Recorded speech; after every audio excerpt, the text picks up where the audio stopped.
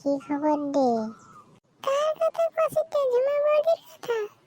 হ্যাঁ হ্যাঁ, ওরে কথা কইছো।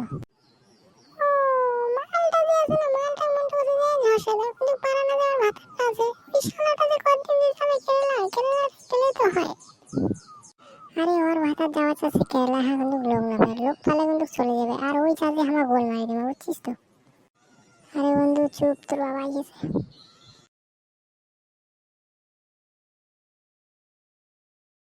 এ মাগির বেড়া শালা, এতে তোর কিসের আড্ডা রে জারুয়া শালা?